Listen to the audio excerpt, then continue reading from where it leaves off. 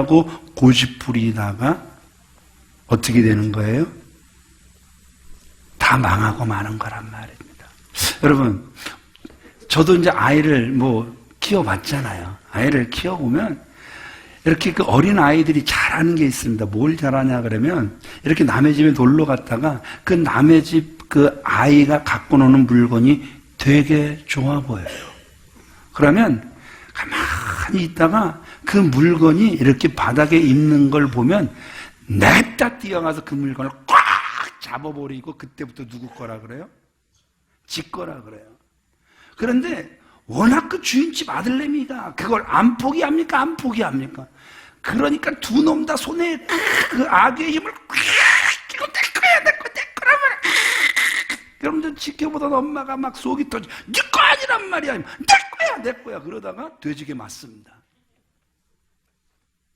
속상해서 때리면서도 에이 좀 양보하면 안 되나 그러면서도 결론적으로 하나 분명하게 가르쳐줘야 되는 건 이건 누구 게 아니다 네 것이 아니다를 알려줘야 된단 말입니다.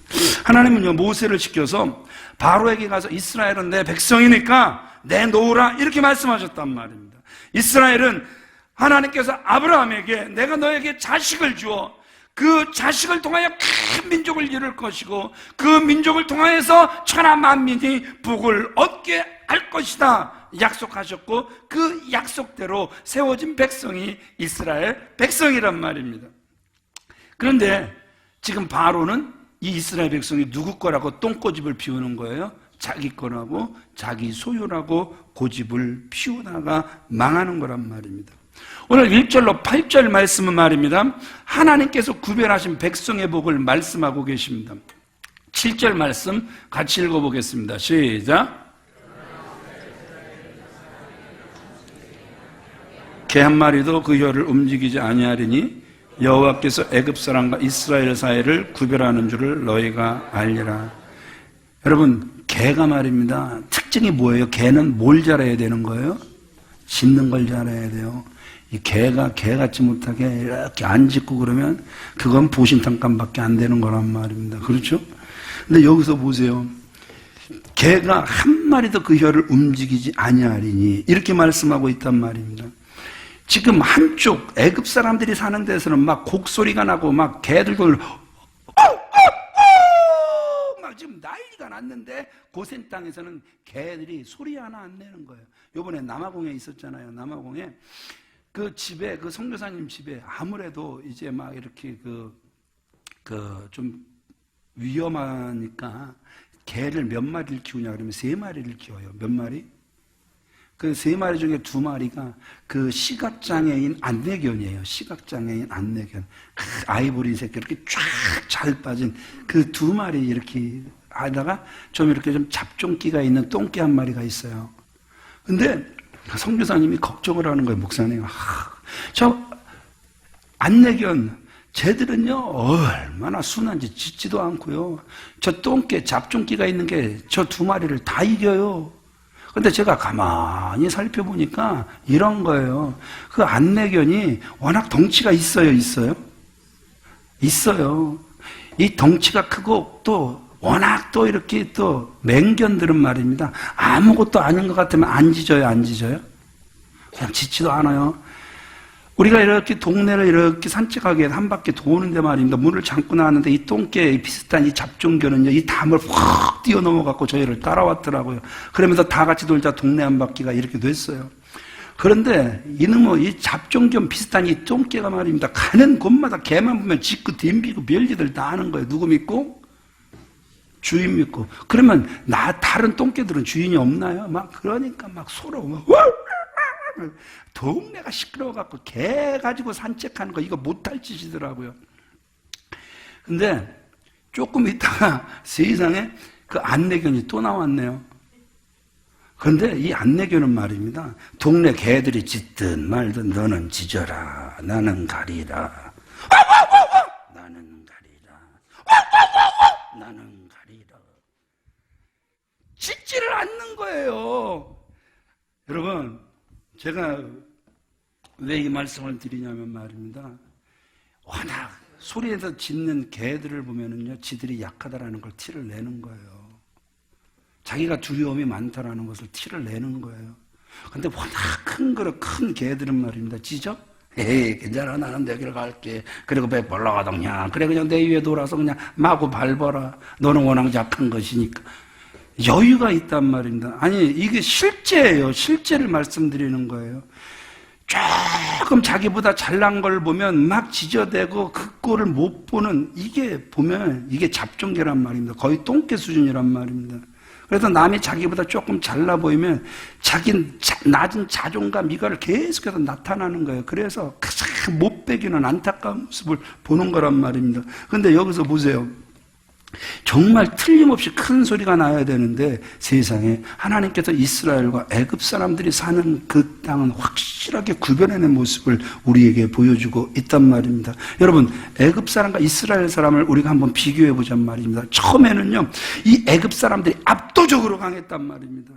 애굽 사람들의 손에는 채찍이 들려져 있었단 말입니다. 그것으로 이스라엘 백성들의 등을 늘 사정없이 때렸단 말입니다. 또 애굽 사람 뒤에는 강한 군대의 무력이 그들을 뒷받침을 해주고 있었단 말입니다.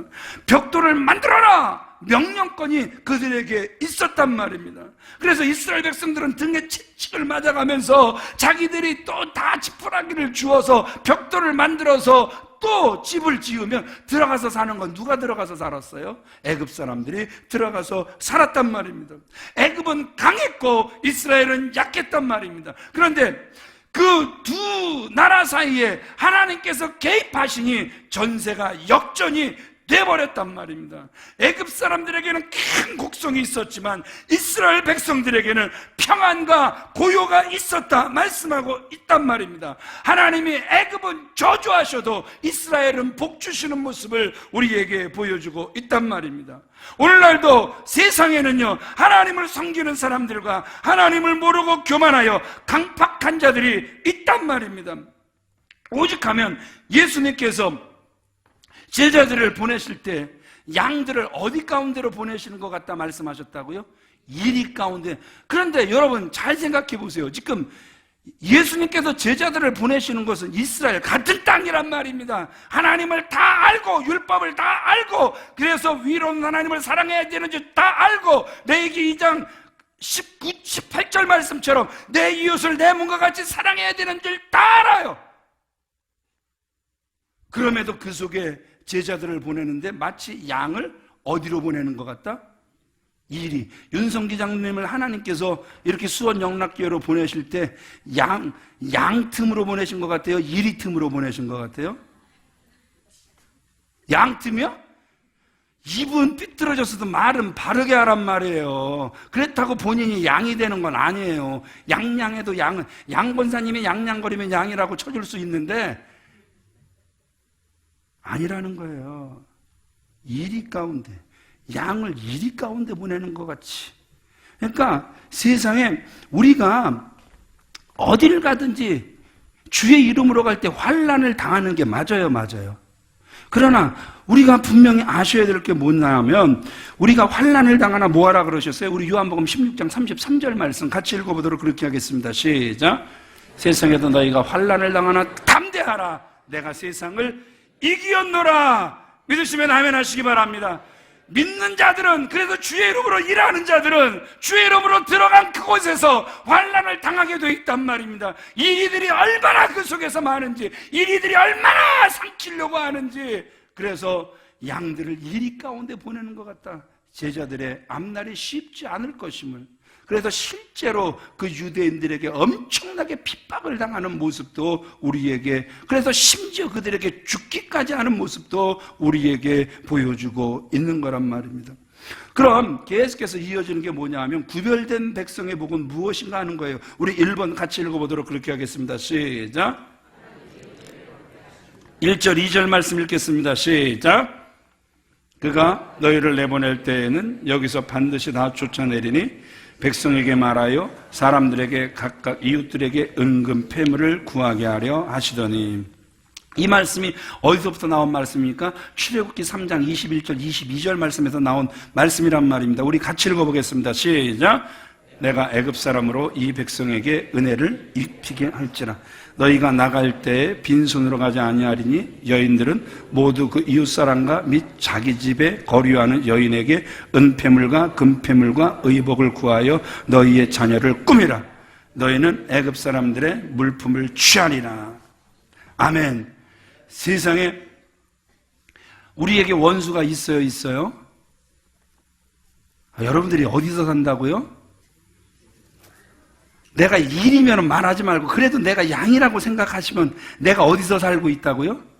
이리 가운데 살고 있다. 정말 틈만 있으면 우리를 물어 뜯으려고 하는 그 틈에서 저와 여러분들이 살고 있다는 사실을 반드시 기억하셔야 된단 말입니다. 그럼에도 불구하고 오늘 하나님께서 개입하시니까 애굽 사람으로 이 백성에게, 이스라엘 백성에게 은혜를 입히게 할지라. 그들을 괴롭혔던, 고난을 주었던, 환난을 주었던, 어려움을 주었던, 그래서 부르짖어 기도하게 했던 그 원수 같은 그들에게 오히려 하나님께서 무엇을 입히게 할지라, 은혜를 입히게 할지라. 믿어지시면 아멘 하시기 바랍니다. 깨달아지시면 아멘 하시기 바랍니다. 옛날에 어떤 분이 그래요. 3부에 나오시는구나, 그분이. 옛날에 이분이 보험을 했어요. 보험을 하는데 말입니다. 신기한 건 그냥 어리를 이렇게 지나가면 알지도 못하는 사람이 들어오라 그러더래요. 그러면서 보험 들어주겠다고. 여러분 신기하잖아요. 정말 자기는 그 사람들을 몰라요. 그럼에도 불구하고 그 길을 지나가면 부르더래요. 보험 계약 맺자고, 보험 계약 맺자.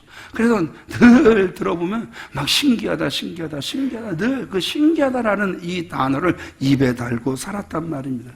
우리가 분명히 세상에 살아가지만 하나님께서 저와 여러분들을 구별하시면 하나님께서 은혜를 입게 할 줄 믿습니다. 세상에 살아가지만 그 세상 속에서, 그 세상 사람들 속에서 은혜를 입히게 할 줄 믿으시면 아멘 하시기 바랍니다. 그렇기 때문에 하나님께서 사랑하시는 귀한 믿음의 성도님들, 정말 제발 좋은 것만 찾지 말고 편안한 것만 찾지 말고 환난과 핍박과 바로같이 방해하는 세력이 있어도 괜찮다라는 거예요. 하나님은 반드시 유익하게 하실 줄 믿습니다. 하나님은 반드시 그에게까지라도 은혜를 입게 하실 줄 믿으시면 아멘 하시기 바랍니다. 그러니까 이 믿음이 가면 갈수록 생겼던 그 모세가 점점 강해지는 거예요. 점점 담대해지는 거예요. 그렇게 되니까 바로 앞에 나가서도 조금 더 기죽지 않는 거예요. 그래서 조금 더 양보하거나 조금 더 타협하지 않고 10번이라도 누구의 말씀에만 순종하는 거예요. 하나님의 말씀에만 순종하는 모습을 우리에게 보여주고 있는 거란 말입니다. 하나님의 그 권능이 그와 함께하니까 이방 사람들 앞에서, 이방 그 신하들 앞에서도 그가 마치 신같이 되어버리는 모습을 우리에게 보여주고 있는 거란 말입니다. 전능하신 하나님이 함께 하시면 그 어떤 장벽도 다 무너지게 될 줄 믿으시면 아멘 하시기 바랍니다. 그러면 왜 하나님께서 모세와 이스라엘 백성들은 은혜를 입게 하셨는가? 특별히 왜 애굽 사람들에게 은혜를 입게 하셨는가? 그 첫 번째, 이스라엘 백성들은 어디서 고된 노동을 한 거예요? 400년간 애굽에서 고된 노동을 하면서 임금을 못 받았다? 그러니까 당연히 나갈 때에는 임금을 받아야 된다? 왜들 이렇게 조용하세요? 임금 한 달만 밀려도 데모할 거면서. 여기는 몇 년 밀렸다? 400년 밀렸단 말입니다. 그러니까 하나님께서 은혜를 입게 하시는 건 이게 그동안 그들이 수고한 품삯이란 말입니다. 두 번째, 이 전쟁은 누구와 누구의 전쟁입니까? 모세와 바로의 전쟁입니까? 아니요. 하나님과 바로의 전쟁이란 말입니다. 여러분, 전쟁에서 승리한 왕은 뭘 갖습니까? 전리품을 갖죠. 전리품을 가져도 아무 소리 못한단 말입니다. 그러니까 우리가 사무엘상 30장에 가서 보면 이제 다윗이 이제 그 블레셋으로 도피할 수밖에 없었잖아요. 미친 척 하다가 그래도 그 왕에게 이제 인정을 받고 이제 계속해서 그 속에서도 계속해서 그가 든든히 서갑니다. 그런데 어느 날 세상에 이 블레셋이 드디어 누구랑 싸우겠다라는 거예요? 이스라엘하고 싸우겠다라는 거예요. 근데 누구를 불러들여요? 다윗을 불러들인단 말입니다. 이거 미치고 팔짝 뛸 노릇이지만 어쩔 수가 없는 거예요. 그냥 그 속에서 지금 블레셋과 함께 이스라엘로 가야 된단 말입니다. 이건 만약에 다윗이 블레셋과 함께 이스라엘을 쳤다면 훗날 왕이 되는데 치명적인 거란 말입니다. 그러니까 그럼에도 불구하고 이럴 수도 없고 저럴 수도 없는데 그 블레셋의 그 신하들이 그러는 거예요. 저 인간을 우리가 어떻게 믿고 저 인간하고 전쟁을 같이 나가겠습니까? 가서 휙하니 돌아서서 우리에게 오히려 칼을 들이대면 우리가 당할 판인데 못 갑니다. 그래갖고 세상에 다윗이 살았습니까? 살긴 살았는데 이게 웬일입니까? 딱 자기가 살던 데를 가보니까 이 아말렉이 세상에 남은 사람들 싹 다 죽이고 그러니까 뭐 여자들, 부인들, 딸들 뭘 싹 다 잡아가 버렸네요. 그러니까 전쟁에서 지면 여자들은 뭐가 돼버리는 거예요? 전리품이 돼버리는 거란 말입니다. 그냥 끌어가도 찍소리 못하고 차라리 자살을 하든지 그래도 죽어버리든지 이래야 끝나는 거지. 그 다음부터 삶이 지옥 같은 삶이 그들에게 펼쳐지는 거란 말입니다. 그런데 정말 이스라엘 백성들은 매너가 기가 막히게 좋았던 게 뭐냐면 그냥 하나님이 시키는 대로만 하는 거예요. 금은 폐물만 달래라, 의복만 달래라. 그러니까 세상에 애굽 사람들이 좋아요? 되게 좋아요. 지금 내놓으라는 대로 다 내놔야 되는데 세상에 그들은 매너 좋게 금은 폐물 의복만 내놓으라 그러는 거예요.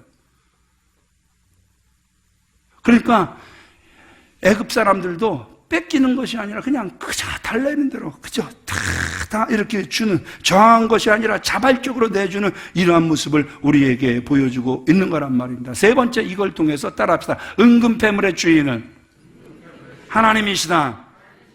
그동안 하나님께서 어디에 맡기셨습니까? 애굽에 맡기신 것 같아요. 그런데 애굽이 이걸 잘 관리하지 못하니까 하나님께서 다시 뺏어다가 누구에게 주시는 거예요? 이스라엘 백성들에게 주시는 모습을 우리에게 보여주고 있단 말입니다. 이 말씀을 읽으면 믿을 분도 있고 조롱할 분도 있겠지만 우리 이 말씀을 한번 같이 읽어보도록 그렇게 하겠습니다. 잠언 13장 22절 말씀입니다. 시작!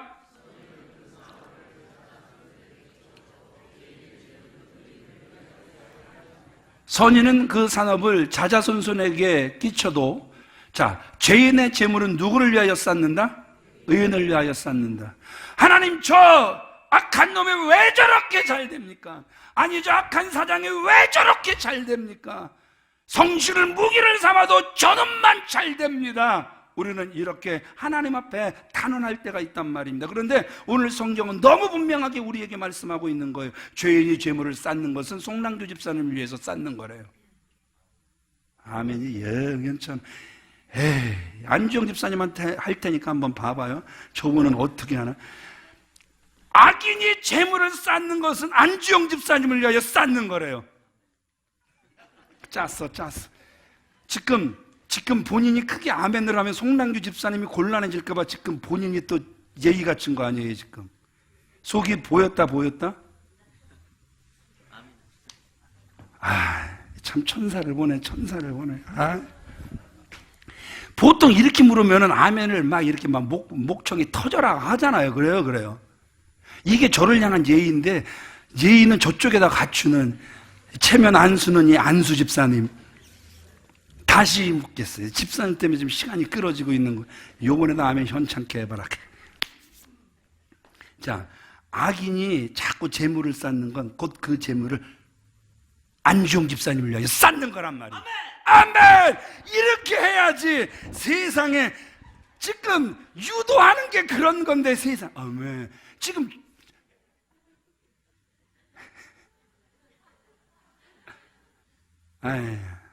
참 이건 어거지다.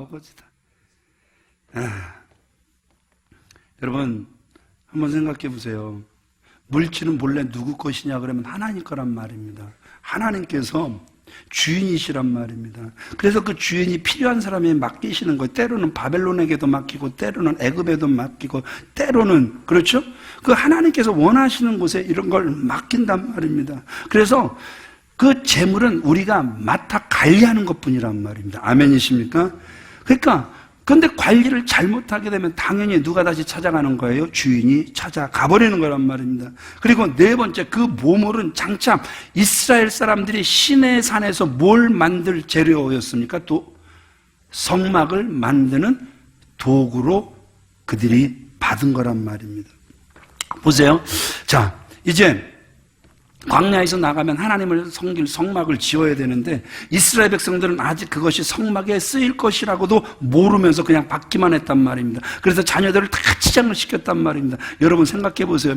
맨날 물 떠다 날르고 밥 퍼주고 그래서 밥 짓고 막 이렇게 살던 그 여인들이 갑자기 금은 온갖 폐물 옷들이 막 생겨갖고 막 호화롭게 막 치장을 하면 여러분 눈이 확 뒤집어진다? 이게 뒤집어질 일이거든요. 그러면서 이게 정말 이게 다 자기 거다 내 거다 이것 때문에 막 싸우는 사람들도 우리가 혼란이 거기서 온다라는 사실을 우리가 안단 말입니다. 그럼에도 불구하고 이제 시내산에서 하나님께서 뭘 지으라고 말씀하세요? 성막을 지으라고 말씀하세요. 그런데 이스라엘 백성들이 이 성막을 짓게 되었을 때 자기들이 가지고 있었던 금은 폐물을 자원해서 아주 넘치게 들여서 그 성막을 짓는 모습을 우리에게 보여주고 있단 말입니다. 사실 보세요. 그들은 애굽에서 목숨만 살아나왔어도 감지덕지란 말입니다.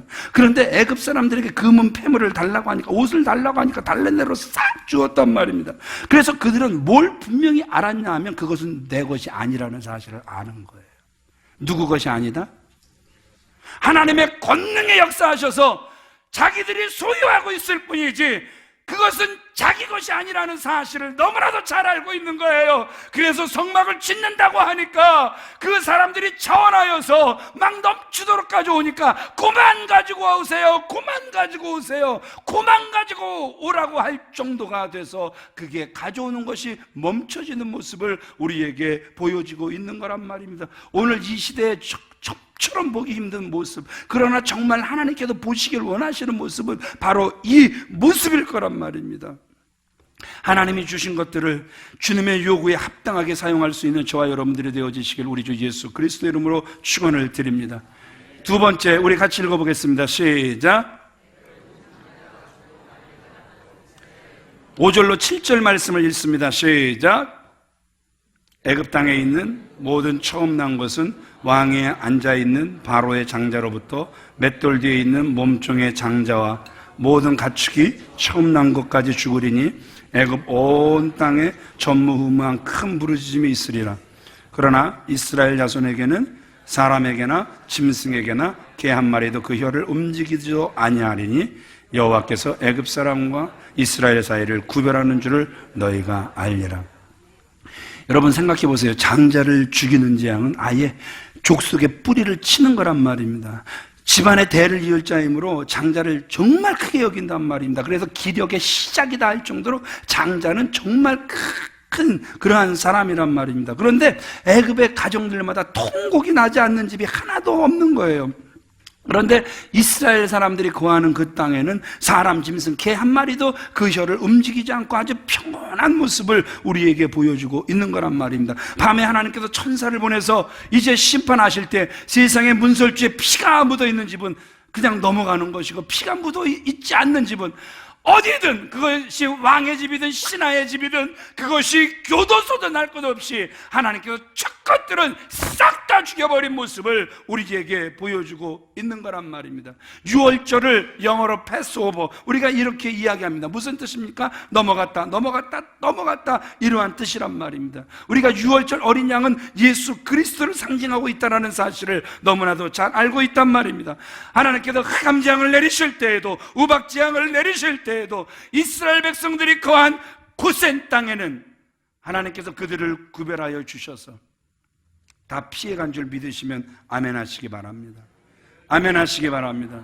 그 지난주에 전에 말씀드렸잖아요. 간혹 우리가 검은 머리를 뽑다가 흰머리를 뽑을 수 있다. 사람은 실수하는 존재다. 그런데 사람만 실수하는 게 아니라 천사도 하나님, 저 알곡들이 가라지 때문에 빛을 못 보고 있습니다. 저 가라지들은 왜 저 안에서도 쑥쑥 자라갖고 알곡들을 저렇게 괴롭히는지 하나님 우리가 가서 저 가라지들을 쑥 뽑아버릴게요. 그랬더니 하나님께서 뭐라고요? 냅둬. 니들이 가라지인 줄 알고 뽑았다가 이상하죠. 꼭 가라지 옆에 뭐가 붙어 있어요? 알곡이 붙어 있어요. 이 가라지들이, 이 못된 것들이 선하디 선한, 착하디 착한 이런 사람들을 꼬드겨 갖고 내 옆에 있어 붙어 있기만 하면 돼. 근데 결국은 지놈이 살려고 그러는 거지, 지놈이 뽑힐까봐 이렇게 알곡들을 이렇게 꼭 붙들고 있는 거지. 그런데 천사들이 이걸 몰라요. 그래서 가라지 뽑다가 알곡까지 뽑을까봐 하나님께서 내버려 둬라 말씀하고 계신단 말입니다. 그러나 여러분, 분명히 아셔야 될 게 뭐냐 하면, 성경을 볼 때 인류는 반드시 두 부류로 나눠지게 돼 있단 말입니다. 하나님께서 택한 백성에 속하든지 하나님의 택함에는 관심 없는 사람으로 살아가든지 반드시 두 부류로 나눠진단 말입니다. 여러분, 예수 그리스도가 재림하셔서 심판하실 때에는 반드시 양과 염소로 나뉘어진단 말입니다. 그 중간은 죄송하지만 한 사람도 없을 것이다. 성경은 분명히 말씀하고 계신단 말입니다. 기억하세요. 최후 심판의 날에는 내가 양인지 염소인지, 양같이 살지만 속은 늑대일 때, 그때 다 드러나게 될 것이다. 저 사람이 하나님 믿는 사람 맞습니까? 저 사람 늑대 같지 않습니까? 그러나 양인 것이 그때 가면 싹 다, 그저 내가 양이라고 안 해도 하나님께서 양이라고 드러내실 것이고, 저 사람 늑대입니다 손가락질 안 해도 그때는 하나님께서 늑대라는 것을 싹 다, 염소라는 것을 싹 다 드러내실 때, 천사도 실수할 수 있고 사람도 실수하지만 하나님은 실수하지 않는 분이라는 사실을 믿으시면 아멘 하시기 바랍니다. 그래서 믿는 자가 불신자와 함께 지옥에 가서 불탈 일이 없고, 불신자가 믿는 자와 함께 천국에 갈 일이 절대 없는 줄 믿으시면 아멘 하시기 바랍니다. 오늘날 예수 믿는 성도들이요, 세상에 살면서 여러 가지 신앙 문제로 어려운 핍박을 받을 때가 얼마나 많은지 모른단 말입니다. 여러분, 작년에 순교자 통계가 나왔어요. 작년에 우리나라에는 순교자가 없으니까 설마 이렇게 순교자가 많을까? 그런데 작년 통계를 보니까 순교자가 3,064명이에요. 몇 명이요? 3,064명이 순교를 했단 말입니다. 예수 믿는 것 때문에 공격당한 건물 및 교회가 692개예요. 집과 재산이 공격받은 게 12,746호예요. 강제 추방이 33,967명이 강제로 추방을 당했어요. 이집트 그 미냐 지역에 사는 그 두 소년 마르코 14살짜리와 미나 10살짜리 소년의 간증이 뭐냐 하면, 이제 아버지와 함께, 그 아버지가 그 이집트의 그 수도원에서 이렇게 일을 하는데, 수도원에서 일을 하려고 이제 동료들과 함께 이렇게 수도원으로 이렇게 가다가 테러리스트들한테 걸렸어요. 그래갖고 예수 안 믿으면 살려줄게. 그럼에도 불구하고 이 아버지가, 성도는 신앙 지킨다고 나는 예수를 부인할 수 없습니다. 그 앞에서 총을 맞아요. 그러니 여러분, 그 아버지가 그 자리에서 죽어버렸으면 모르는데 바로 죽질 않았어요. 고통 가운데 있는 거예요. 그런데 그 모습을 보면서 그 같이 있던 그 동료들도 다 똑같이 예수 그리스도를 부인하지 않겠다고 다 총을 맞았어요. 차 안에 있는 그 14살짜리, 10살짜리가 발견되고, 그래서 그 아이들마저 죽이려고 하는데 뒤에서 그 아이들은 살려줘서 예수 믿으면 어떻게 되는지 똑똑히 동네 가서 말하라고 살려주라 그래서 이 아이들은 살았어요. 그 아이들이 이제 그 테러리스트들이 가버리고 이제 아빠의 목숨이 아직도 붙어 있으니까 그 아버지에게 달려가서 아버지를 안으려고 하면 피가 팍팍 뛰어서 자기들에게 날라오는 거예요. 그게 막 뿜어지는 거예요. 여러분 상상해 보세요. 얼마나 고통스럽고 얼마나 무섭고 얼마나 두려웠을까. 그런데 이 아이들이 하는 간증이 또 이거예요. 자기들은 어떤 상황이 닥쳐와도 하나님을 신뢰할 거래요. 환난과 핍박 중에도 성도는 신앙 지켰네. 그러니까 여러분들에게 부탁하잖아요. 정말 제가 순교해야 될 때 주님 부인하지 않고 순교할 수 있도록 여러분 기도해 주셔야 되는 거예요. 우리 목사님은 거부하지 않고 순교하게 하옵소서. 비겁하게 살아오지 않게 하시고 순교할 수 있게 하옵소서. 여러분들은 이렇게 저를 위해서 반드시 기도 응원해 주셔야 된단 말입니다. 예수 안 믿어도 사업 잘 되고요, 예수 안 믿어도 금메달 딸 수 있지만 구별되지 않으면 하나님의 일은 할 수 없단 말입니다. 디모데후서 2장 20절로 21절 말씀 같이 읽어보겠습니다. 시작. 누구든지 이런 것에서 자기를 깨끗하게 하면 귀히 쓰는 그릇이 돼요. 자기를 깨끗하게 하기만 하면 하나님께서 저와 여러분들을 귀하게 사용하여 주실 줄 믿습니다. 세 번째 같이 읽습니다. 시작. 8절 말씀 읽습니다. 시작. 왕의 이 모든 신하가 내게 내려와 내게 절하며 이르기를 너와 너를 따르는 온 백성은 나가라 한 후에야 내가 나가리라 하고 심히 노하여 바로에게서 나오니라. 구별된 성도는 말입니다, 아주 당당하게 살아가는 모습을 우리에게 보여주고 있단 말입니다. 모세가 바로에게 당당하게 선포를 하는 거예요. 모세는 바로가 하나님의 말씀대로 다 행한 뒤에, 그 망한 뒤에 이제 굴복할 것을 이미 알고 있었단 말입니다. 왕의 모든 신하가 내려와서 굽실거리고 절하며 나가달라고 부탁할 것을 확신했단 말입니다. 여러분, 말씀대로 말씀 붙잡고 나아가는 그 모세를 하나님은 바로들의 신하에게서까지라도 위대하게 만들어주신 줄 믿으시면 아멘 하시기 바랍니다. 그러기에 저와 여러분들이 한 주간 또 세상에서 살아가지만 하나님을 믿는 백성답게 당당하게 살아가시길 우리 주 예수 그리스도의 이름으로 축원을 드립니다. 당당하게 살아가려면 진실하게 살아야 된단 말입니다. 당당하게 살아가려면 남의 눈에 정말 예수 믿는 사람이 왜 저 따위로 살아? 이런 모습이 비춰지지 않아야 당당하게 살아갈 수 있단 말입니다. 정말 주 안에서 당당하게 살아갈 수 있는 저와 여러분들이 되어주시길 우리 주 예수 그리스도의 이름으로 축원을 드립니다. 그래서 살아계신 하나님께 많은 영광을 올려드리는 저와 여러분들이 되어주시길 우리 주 예수 그리스도의 이름으로 축원을 드립니다. 우리 네 번째 같이 읽겠습니다. 시작. 이제 장자의 재앙으로 이제 이스라엘 백성은 해방과 복의 길이 열려지지만 애굽은 파멸의 길이 열려버렸단 말입니다. 9절 10절 말씀 같이 읽겠습니다. 시작. 바로가 너희의 말을 듣지 아니하리라. 그러므로 내가 애굽 땅에서 나의 기적을 더하리라 하셨고 3. 모세와 아론이 이 모든 기적을 바로 앞에서 행하였으나 4. 여호와께서 바로의 마음을 완악하게 하셨으므로 5. 그가 이스라엘 자손을 그 나라에서 보내지 아니하였더라. 이 9절로 10절 말씀은 왜 마지막 재앙을 바로가 왜 애굽이 당할 수밖에 없었는가를 우리에게 잘 설명하고 있단 말입니다. 오늘 말씀을 들으면서 혹 우리에게 아직 남아있는 마지막 재앙을 부르고 재촉하는 모습이 있지는 않나 오늘 잘 살펴볼 수 있기를 주 안에서 간절히 소원합니다. 5가지 중에서 한 가지라도 깨달아진다면 회개하시고 주의 은혜를 덧입는 시간 되시길 우리 주 예수 그리스도의 이름으로 축원을 드립니다. 말씀 다시 한번 띄워보세요. 1번 거기 숫자가 있습니다. 1번 뭐라고요? 1번 시작.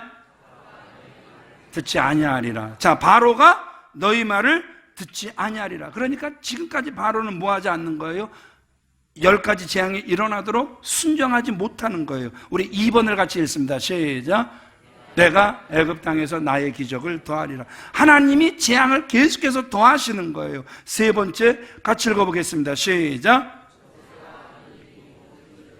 재앙이 일어나는데 그 기사가 일어나는데 막 이곳저곳 먼 데서 일어나는 것이 아니라 우리 눈앞에서 그 모든 일들이 일어나고 있음을 보여주고 있습니다. 네 번째 같이 읽어보겠습니다. 시작. 그럼에도 불구하고 하나님께서 그 마음을 뭐하게 하셨다? 완악하게 하셨다라는 거예요. 그리고 5번째 같이 읽습니다. 시작. 이스라엘 자손을 그 나라에서 보내지 세상에 끝까지 순종하지 않는 거예요. 여러분 지금 5가지 끝내 자녀를 잃는 그 아픔까지 바로가 가게 됩니다. 그런데 5가지를 왜 끝내 그 아픔까지 가게 됐는가? 순종을 안 하는 거예요. 9가지 재앙이 일어나도 순종을 하지 않는 거예요. 그래서 하나님은 계속해서 재앙을 더하시는 거예요. 그런데 그 모든 재앙이 눈앞에서 펼쳐지는 거예요. 그럼에도 불구하고 그 힘들고 괴롭고 어려운 일들이 계속 일어남에도 불구하고 마음은 완악한 거예요. 고치려고 회개하려고 하는 마음이 없는 거예요. 끝내 10가지 재앙을 10번째 재앙을 부르게 된 모습을 우리에게 보여주고 있다는 것이죠. 제 동생과 저를 좀 비교해 보고 싶어요. 제 동생은 말입니다. 아버지가 때릴 것 같으면 벌써 아버지한테 파고듭니다. 아버지, 아빠 잘못했어요. 한 대 맞으면 난리가 납니다. 아버지 잘못했다고. 그런데 저는 때리면 때리는 대로 다 맞습니다. 때리면 때리는 대로 다 맞는 그것이 기분이 나빠도 더 맞습니다. 10대 맞을 거 20대까지도 맞습니다. 쌍꺼피가 터지도록 맞습니다. 그리고 나서 왜 맞았는가를 그제서야 묻는 미련 곰탱이 같은 사람이 접니다. 우리가 자녀를 키워보지만 어떤 애가 덜 맞아요? 자식을 제가 키워보니까 두 놈 중에 한 놈은 그래요. 야, 너 이거 이래저래 잘못했어. 페널티는 10대야. 그러면 딱 엎드려 딱 때리십시오. 딱. 궁뎅이가 얼마나 딱딱같이 튕겨나옵니다. 10대를 딱 맞고 딱 들어가 버립니다. 그런데 한 놈은 말입니다. 아빠, 궁뎅이 맞는 거 자신 없어요. 차라리 가슴을 때려주세요. 무슨 아빠가 조폭이냐? 가슴을. 엎드려 임마! 그러면 다 엎드려요. 한 대 맞아.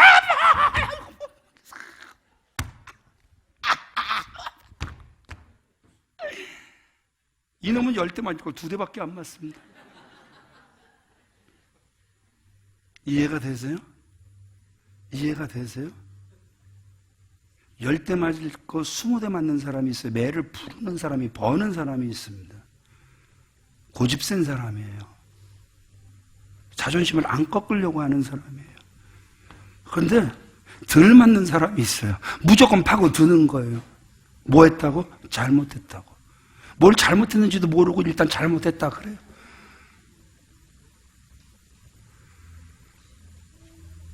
주의 이름으로 간절히 소원합니다. 2018년 한 해를 살아가시면서 다시 한번 하나님께서 저와 여러분들에게 새해를 주실 것입니다. 내 마음에 완고함이 없게 하여 주옵소서. 재앙을 부르는 자가 되지 않게 하여 주옵소서. 모든 상황 속에서 하나님께 더 파고드는 자가 되게 하여 주셔서 이제 정말 하나님께서 때리시려고 했다가도 귀여워서 사랑스러워서 용서하시고 계속해서 생명길로 이끌어갈 수 있는 저와 여러분들이 되어지시길 우리 주 예수 그리스도의 이름으로 축원을 드립니다. 우리 다 같이 자리에서 일어나시겠습니다. 함께 찬양하시겠습니다.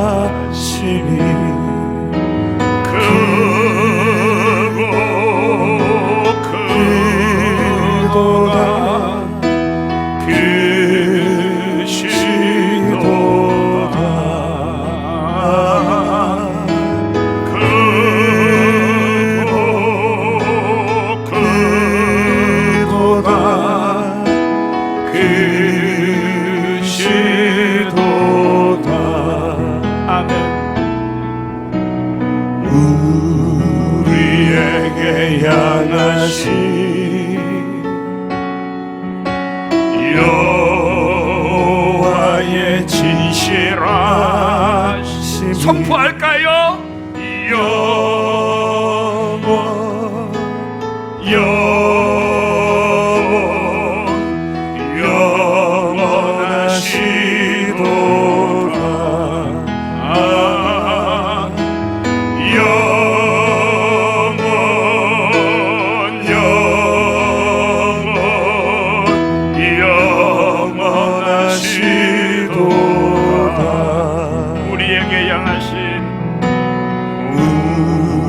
우리에게 향하신 할렐루야 여호와의 계획하심이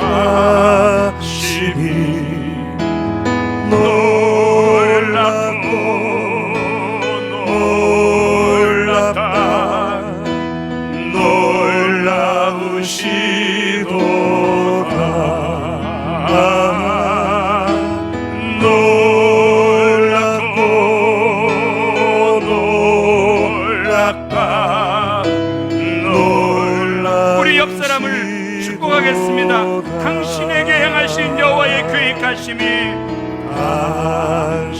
내게 향하시 할렐루야 여